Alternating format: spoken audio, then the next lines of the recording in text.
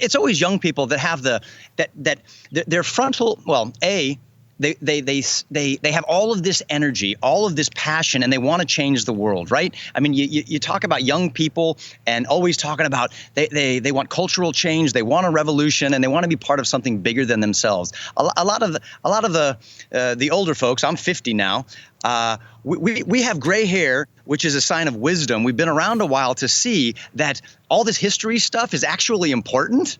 And so when you're young, you need a vision.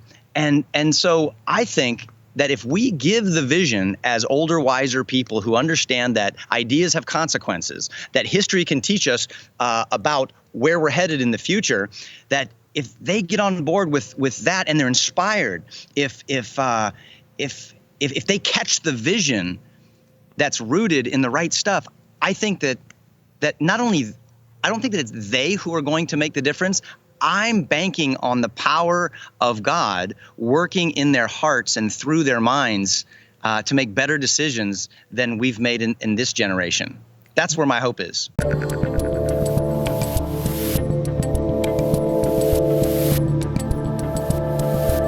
I'm Dave Rubin, and joining me today is an 80s sitcom legend, a touring speaker bringing the gospel across America, and the host of the Campfire Revival on Facebook and Instagram, Kirk Cameron. Welcome to the Rubin Report.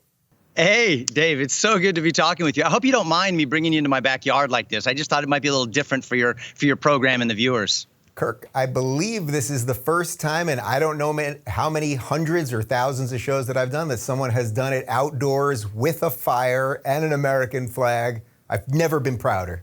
You know, I just feel like we got to go grassroots. We got to get real. And it's just, this is as real as it gets for me. I got my tomato garden off to the left. I got a fire here, s'mores in a couple of hours.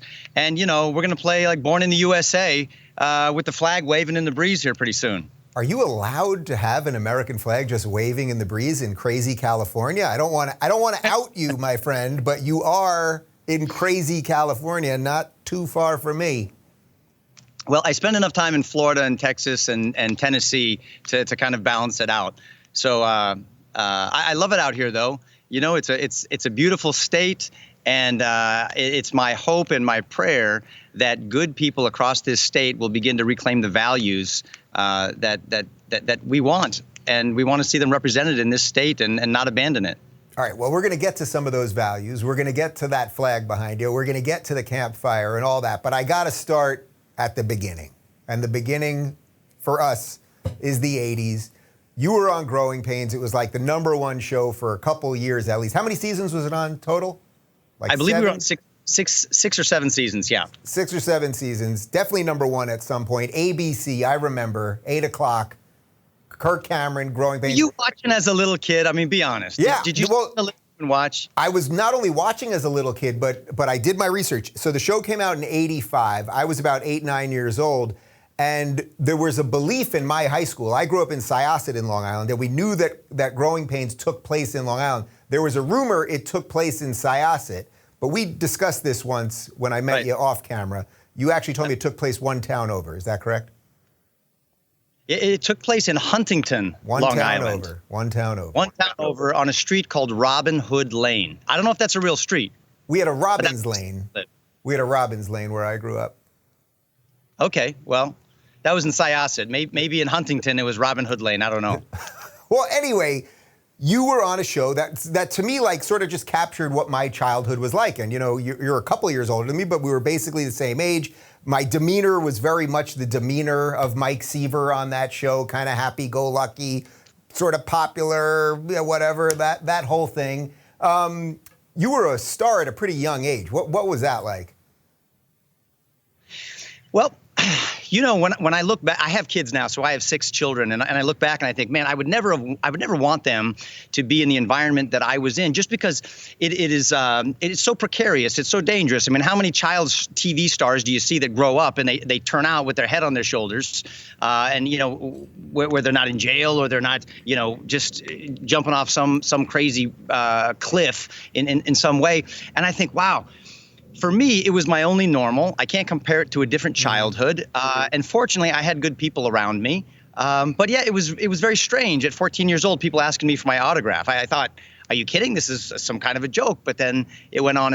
And, it was a crazy adventure, but one that was beautiful. I'm thankful. I met my wife, got to work on projects that I'm passionate about, all because of Growing Pains. And I just want to be a good steward of these opportunities in the platform now, rather than just taking advantage and, looking out for me. So you met your wife, Chelsea, 29 years ago on the set? Yeah. Is that right? On the set?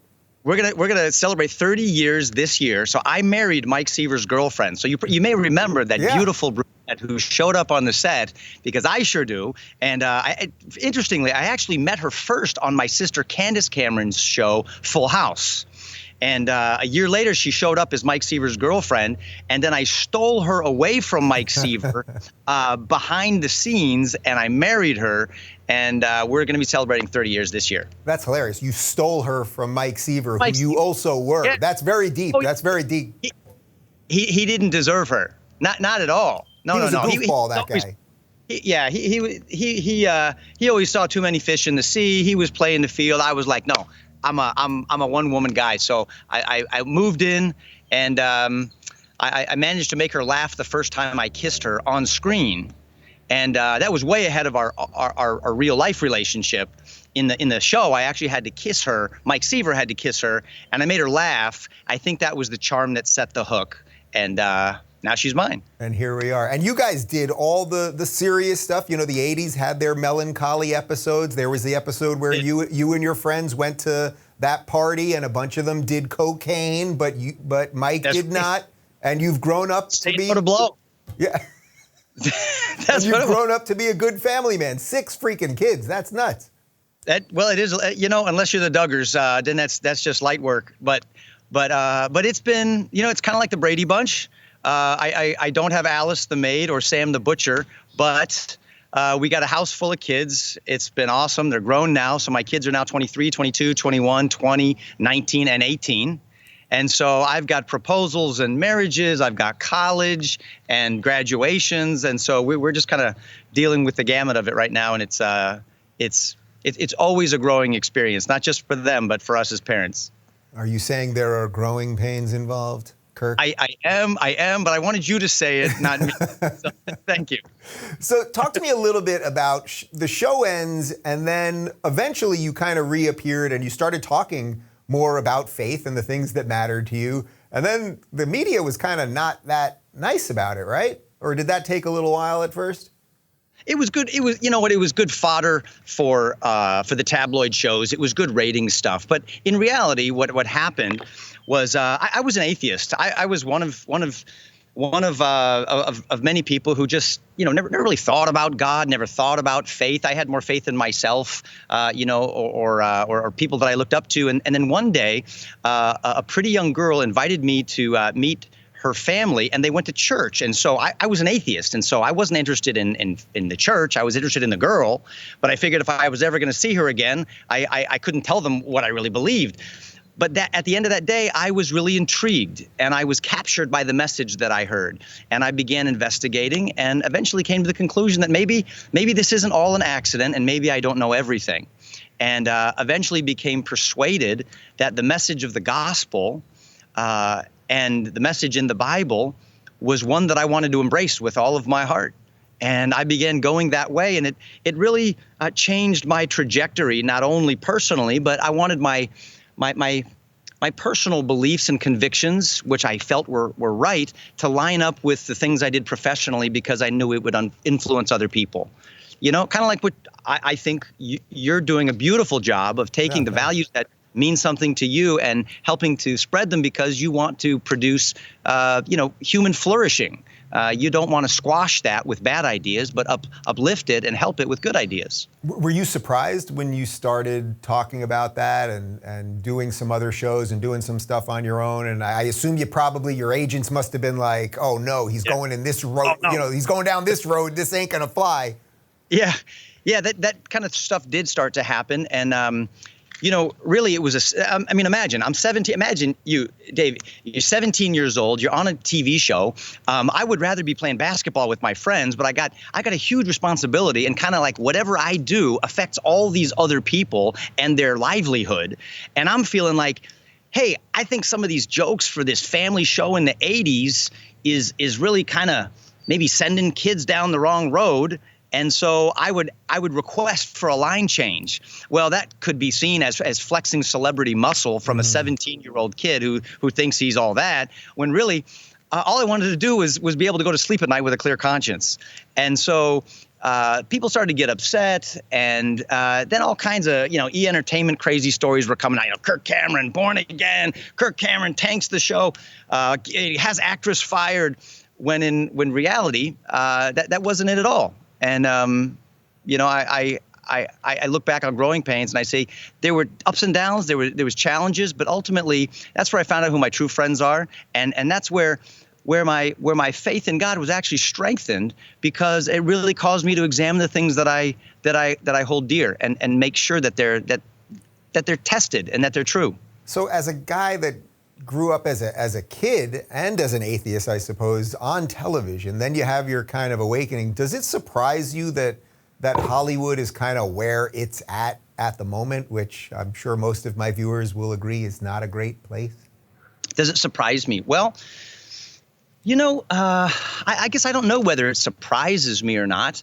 One of the things that I find interesting is that when people are afraid of public shame or humiliation or condemnation, we don't like that, right? And so we tend to hide, and we don't let people see who we are or really what we believe. And I think, unfortunately, people within the family of faith have felt that way and sort of kept that stuff under wraps, even though the world is increasingly religious. I believe that we were actually designed to know and to love God, and so we wind up worshiping something if it's not God, whether it's yourself or it's the government or it's a group of people you think are smarter. But ultimately, from that source will come our laws, and it will dictate our morality and all of that kind of thing. I hope that people of faith will begin to not divorce that faith from the arts and entertainment. I hope that they'll take their faith and their values and let it permeate the things that will then shape the culture. And I think when we see more and more faith-based movies doing better and better at the box office, you look at The Chosen and you see how well that's doing. You look at the quality of that. You look at The Passion of the Christ years ago, and even the movie that I just finished. I think that people are beginning to say, wait a minute, there's not only a market for this, but this is actually communicating good messages that most of us, I believe, in America understand we're getting away from. And we want to get back to those things. So I'm hoping for a revival, not just in the heart of people of faith, but in Hollywood and in government and in the marketplace and everywhere else. Are you hopeful just because of how crazy the last year and a half was? I've sort of come around to that I think so many people, people are depressed, they're angry, they're confused, all of that stuff, but it caused them to look at their lives more seriously. So I'm hopeful for that. Yeah, I think you're right. And I think that, Dave, at the end of the day, if you and I jump off a building, we don't break the law of gravity. The law of gravity breaks us. There are things that are built into the world that are non-negotiables. And I think that false systems will always end up failing. They may flourish for a while, but it's kind of like that big tree that you see in the background. Sometimes, these oak trees get so big and top heavy with all their big, impressive branches. But if the root system underneath is not as developed, if it's not down deep, all it takes is a strong wind and the thing topples itself, because it's way too top heavy. And I think our culture is getting that way. Eventually, it will teeter and topple over because our foundational roots of faith and morality and virtue that our founders said were absolutely essential for a free society have begun to rot, and we've neglected them. So if we see rotten fruit culturally, I think that the real answer is a systemic answer, and we need to go down and we need to begin to nourish the roots again. So you're sort of answering my next question, but how does the faith part, that was pretty good what you did there. How does the faith part get you to that flag behind you and sort of shape, what you believe politically? Yeah. Well, I'm really not a political guy. I'm a family guy. I would say I'm a faith guy. But I have kids in the world, and I think to myself, what's the place going to be like in 20 years? That's a terrifying question when I think about where we're headed right now, politically, economically, morally, spiritually. That's why I'm glad for your program. I'm glad for many others who are communicating this message. And so what I did is I said, you know what? Guys like George Washington, people like Abraham Lincoln, and the Pilgrims even said that faith and morality are absolute essential for a free and just society. And so I began researching and educating myself, and I found that the people who built this country did something that we're not doing anymore, and that is they're making these sacred promises with one another to covenant together. It's not just a legal contract that we can show to a judge later when somebody screws up and breaks the contract. But it's this sense that till death do us part, we are going to have each other's back, and we're going to do the right thing from the heart, and we're going to promise with God as well that if He would protect us, if He would guide us, that we trust and believe that things will go well. And our forefathers did that. Our foremothers understood that. It's what they taught to their kids. And I believe that we need to go back to that if we want to see America flourish as a free and just society, even economically, even educationally. All of these things, I think, are fruit on the tree with the roots going down into faith and virtue. And that's what I'm trying to get people to think about, hoping that we, the people of America, will come up with a solution and not wait for our hope to fly in on Air Force One. It ain't coming, not from any Air Force One, but particularly not from the guy on this Air Force One. Which one of your sons did I meet? How old is he? So that's James, and James is 18, and he actually took his last math final today and graduated high school. Wow. Very exciting day. Do I say congratulations to you? I guess so. You're the dad. You got. Yeah. Thanks. Yeah, well, tell James I said congratulations. But the reason I bring him up is because I met you at an event in Florida. A bunch of his friends were around there. And you were saying, oh, Dave, you've affected these kids. And I love hearing that because it's like, oh, that means that there are young people who are thinking about freedom, thinking about all the things that I talk about. Are you hopeful? Like when you talk to your kids of those ages who are going to be the ones that get us out of this mess, like, are you hopeful that they can do it?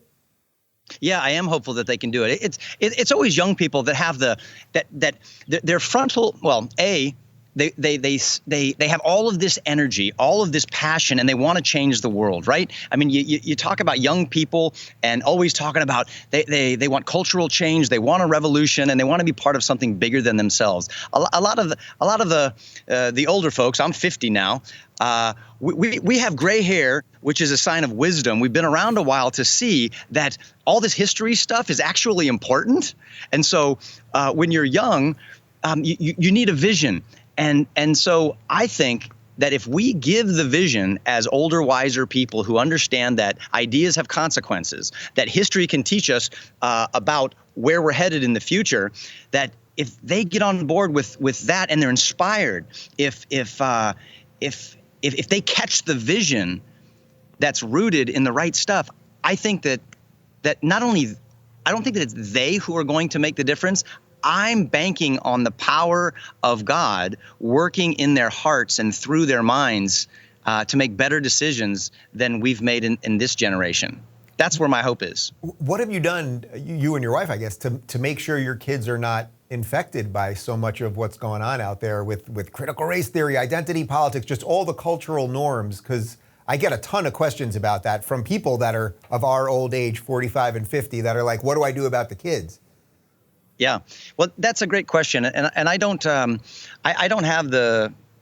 I don't know that I have a one-size-fits-all fix for that, but we homeschooled our kids for many years, and we didn't do that because we were running away from something. We felt we could offer our kids a superior educational path by teaching them the values and giving them the sources of information and history about and government and literature and faith that they weren't going to get at a regular school. And then some of the years were actually spent at private schools as well. But this stuff that you're talking about it's pervasive. And so, honestly, I invite friends, my kids' friends and my friends, to sit around a campfire like this and to say, hey, what do you think of that flag? You know, what is important to you? What are your kids, what are your friends dealing with right now? You know, in relationships, politically, you know, what are the taboo things that you can and cannot say? And then we discuss those things. I think not just swallowing the narrative that's coming in off of your social media feed, but researching things, and that's even becoming increasingly difficult, right? Because stuff's getting scrubbed off the internet and filtered out to where, you know, I can't even say certain words right now. You and I might get this video scrubbed, and so maybe you found a workaround. But it's it's challenging. Well, yeah, last week I had to edit for the first time ever in all my years of doing a show. We had David Horowitz on. He said something that he believed as a free person in a somewhat free society. But we knew that if we aired it as is, we were going to get we were in risk of getting our channel booted. For the first time ever, I had to edit something, or we put sound bars over it on YouTube. Put it on my locals channel, though. Yeah, well, that's great. And you know what I hope, Dave, is I hope that we realize, you know, that we're all sort of kicking ourselves now going, wait a minute.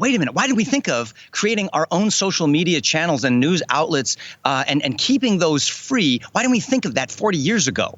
You know, but the good news, I think now we're waking up to it, and now these things are beginning to be formed, and now we're beginning to be able to you know, not rely on other people who disagree and want to squash our message to distribute and promote our message. That just doesn't make sense. But you know, it was easy. It was free, and so we just kind of went along with it. So I'm hopeful that we are at a very exciting point in history, and that people are going to look back on this generation and say, there were a few people, they may have you know, outfunded and outnumbered, but they did the right thing, and heaven was behind them, and they made the difference.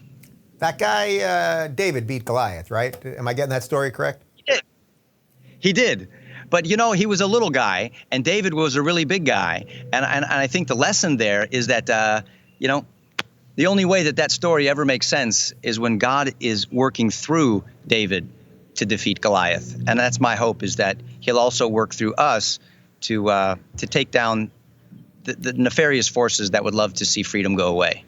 So for the people that have not seen the Campfire Revival, you are sitting at the campfire right now. You lit the fire for us. Hopefully you're not going to self-immolate or burn the flag while we're here, but you did this all just as we sat down. What are you doing over there at the Campfire Revival on Instagram and Facebook? Is that it? Just chat? Well, I know what you're doing, so I'm asking you. I'm asking as the audience, not as myself. I know what you're doing. Okay, so basically, you know, this all started, you know, after this whole last year, and then through the election time and the inauguration, and people are talking about the first 100 days of the administration. And, you know, so many of us have been sort of like waiting and hoping for someone else to do something, and we're waiting for this to happen. And I thought to myself, as I'm sitting in my backyard, cooped up in California, where you're basically and under house arrest and lockdown at the time, wait a minute. What's our plan? What kind of a 100-day plan could I be a part of that's going to actually promote the positive change rather than just complaining about the things that I don't like to see? And I said, you know what? I don't know the best plan, but I'm going to start a plan, and it's going to be, I'm going to sit in my backyard for 100 days in a row and build a campfire. And I'm going to invite other people to join me as we pray, as we worship God, and as we begin to learn what made America the freest, strongest, most prosperous nation in the world. And we found that on Facebook Live, we'd have 15 to 20,000 people every single night joining. And the comments were flying. And people made it a destination every night because they found hope. And they found something for them to talk about with their kids. And we did that for 100 days, called it the American Campfire Revival. And it's all about that inside-out strategy, that bottom-up strategy that our founders understood, and that I think is going to be the solution to getting us back to where we want to go. Yeah. What else are you working on right now? Are you going to be traveling again and spreading the word and getting out there? I mean, you're here in Cali. We are opening up, apparently, at some point. Yeah, that's right. Well, I am working on quite a few things. This American Campfire Revival has been just kind of a surprise joy for me to do, although all of my wardrobe smells like smoke and my wife is kind of tired of it.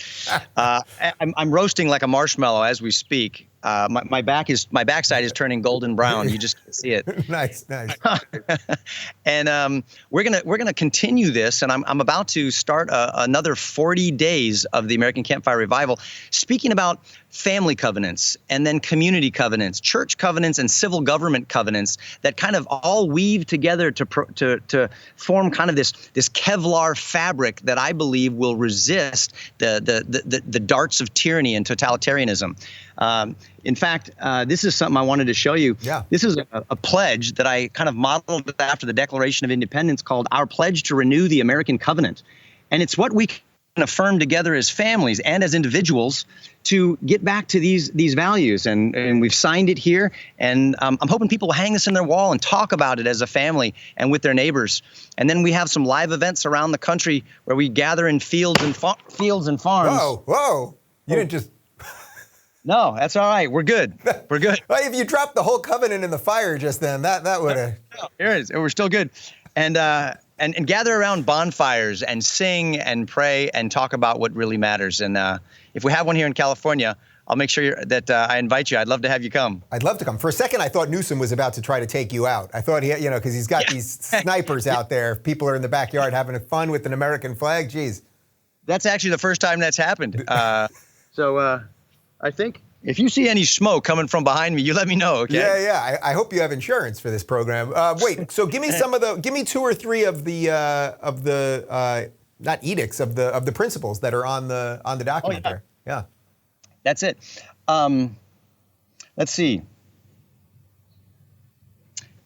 Boy, here we go. We promise to each other as a family to provide for one another as long as we live, as commanded in Scripture. There's so many others. We commit to living peacefully, to obeying the laws of the land, and working to elect godly, trustworthy leaders who will not abuse their limited power as our public servants and distort our Constitution. So we talk about the civic realm and also the family realm and also the community realm. And all of it really begins with self-government, right? I think this is important. I think people would find this interesting. When we talk about government, we're usually talking about them, like out there or up there. We're talking about the government and what they're doing. But in our country, our founders understood that kind of government will be terrible totalitarian government unless we lay the foundation of self-government. And if we govern ourselves according to the rules of right, like it's not about left or right, but it's about up or down. And if we go up to heaven's rules of right, then we don't need the government with the big stick to beat us back into civility. We've already got that. We got that individually. We got it in our families. We got it in our communities. And government can stay limited and small, and people have freedom. And so that's really the essence. The most powerful culture transforming force in the world is the self-governing person who loves God and loves their neighbor. That's what our founders believed, and that's what I'm trying to communicate to people. Which one do you think is harder for your old Hollywood friends to swallow, the belief part or your feelings about government part? Because they're probably not thrilled with either. You mean government being limited? Yeah, well, that you believe in small government in the Constitution, that America's good, that sort of stuff.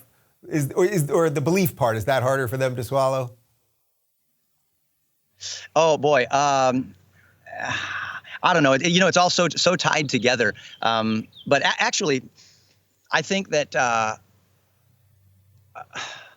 it's interesting you said that small government and that America is good. The principles radical that stuff, America is founded on are absolutely good. The framework is genius. It's beautiful, but it depends on personal self-government. All of our founders told us that.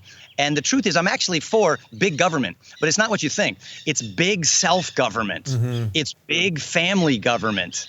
And once we take care of that, we don't need a big police force because we're doing the right thing at the friend and family level. I think a lot of people are watching this going, what are you two fools still doing in California? I mean, at this point for you, is it just the weather? I mean, you could be doing this in Florida or Florida or Texas or Tennessee. Yeah. Yeah, that's true, and I certainly understand why people are moving out of here. They're getting out of here like rats jumping off of a ship, because we're sinking economically and politically. However, I'm all about revival. Look at my shirt, American Campfire Revival, revival, right? So that means like putting life back into things again, things that are flatlining and dying, reviving them.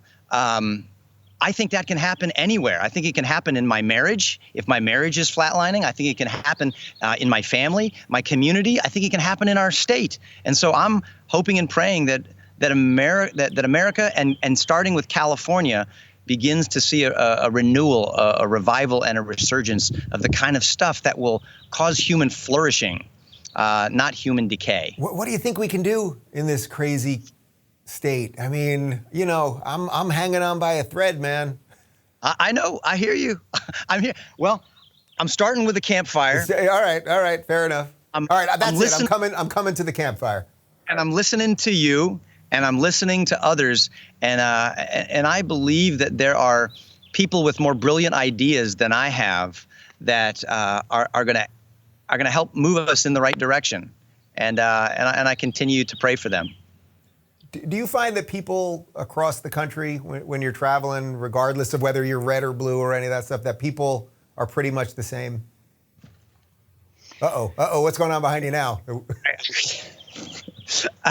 That people are pretty much the same. What do you mean? Like, regardless of whether they're red or blue? That if you can really get to them, that the stuff that you're talking about is sort of the stuff that they really believe. Some of them just don't know it, maybe. You know, I think that people want to have a good job. They want to be able to put food on their table and provide for their family. They want to have a sense of purpose, like their life counts for something. And I think people have been sold different recipes on how they're going to get that. And so, you know, politically, you know, are you going to have somebody who's going to give you those things or give you the opportunity to work for those things and invest in those things? That's one aspect of it. But I think at the end of the day, if we're talking about values, you know, I've got friends who are on the other side of the aisle, and you know, they want the same things that I want. I want an opportunity to provide for my family. I want an opportunity to be able to speak the truth and not be censored for it. I want an opportunity to pursue happiness and not be restricted and controlled and thrown into a cage because somebody disagrees with me. And I think there's a very specific way to go about that. And that's what I'm trying to promote. Yeah. When you get those guys on the other side of the aisle to come to the campfire, are they able to do it? Because that's what a lot of my, let's say, conservative friends are now struggling with. It's like, yeah, I'll have that conversation with anybody, but they don't seem to want to have that conversation with us. Yeah, I do know what you're talking about. I hope I'm not just, you know, parroting something here. I think I really do see some groups of people really going after facts and data and statistics. And I see other groups of people that seem to not want to talk about those things, but really pour on the lighter fluid of emotion and sometimes not deal with the issues. I'm all about dealing with the issues and understanding what the facts are. And then let's work together to solve problems. You know, I've got a family too, and I've got neighbors too. And rather than the government taking my money to give to other people in an inefficient way, I would rather keep my money and have a heart of compassion that gets to know my neighbor and help them out at the local level. I just think that's more efficient. I think that's better, and it develops relationships that cause communities to flourish. Where am I sending the fine people? Just to kirkcameron.com? Because yeah, if I send them to Facebook, I mean, you could say something, and next thing you know, long gone. Yeah, so, you know, yeah, just send them to my website, kirkcameron.com. You've got all the info there. You can check out the American Campfire Revival and stay in touch. Kirk, I'm coming over for a campfire. Hey, come on, bring it on. You're doing the s'mores? You're doing the s'mores? I'm doing the s'mores. You know, if you got something you want to grill on the fire, you just bring it with you. You've seen some of the things I'm grilling. I'll bring over the meat, and you've got like a crazy flamethrower over there, don't you? I do. This guy gave it to me. It's like a personal flamethrower. Like every guy needs one, especially if you have a beard. This is a tool you need to have in your toolbox. It throws out about a 5-6 foot flame, and it's awesome. I will bring the meat. You bring the flamethrower. Keep the American flag right there. It will be a hell of an evening. We will put it on Instagram or something. Let's do it. All right, Kirk Cameron. Great seeing you, man. Thanks, you too. Take care, Dave. If you're looking for more honest and thoughtful conversations about politics instead of nonstop yelling, check out our politics playlist. And if you want to watch full interviews on a variety of topics, watch our full episode playlist all right over here. And to get notified of all future videos, be sure to subscribe and click the notification bell.